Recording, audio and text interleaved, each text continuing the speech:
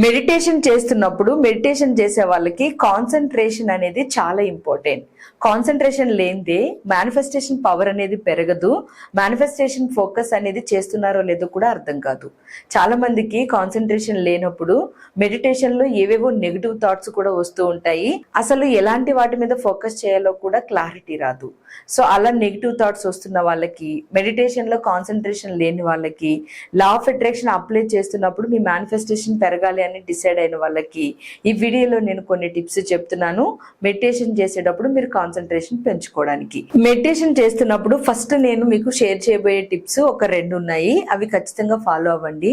Money meditations చేస్తున్నప్పుడు special గా మీరు ఒక క్వైట్ ప్లేస్ ని సెలెక్ట్ చేసుకోవాలి. అంటే డిస్టర్బెన్సెస్ ఉండకూడదు.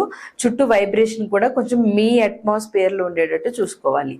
అండ్ 2, చాలా కంఫర్టబుల్ ప్లేస్ ని సెలెక్ట్ చేసుకోవాలి. మీకు సైలెంట్ గా ఉన్న ప్లేస్ ఎంత ఇంపార్టెంటో మీకు ఫ్లెక్సిబిలిటీని, కంఫర్ట్ ని ఇచ్చే ప్లేస్ కూడా అంతే ఇంపార్టెంట్. ఇక్కడ వీడియోలో నేను స్క్రీన్ మీద ఒక ఇమేజ్ చూపిస్తున్నాను.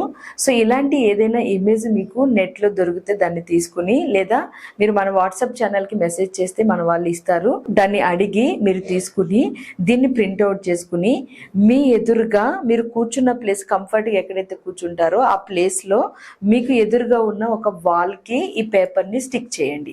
చేసి ఏదైతే మధ్యలో అక్కడ డాట్ కనిపిస్తుంది కదా, సర్కిల్ మధ్యలో, ఆ డాట్ మీద ఇక్కడ ఫోకస్ చేస్తూ నుదుటి మీద ఫోకస్ తోటి డాట్ మీద కాన్సన్ట్రేషన్ చేయడం మొదలు పెట్టండి.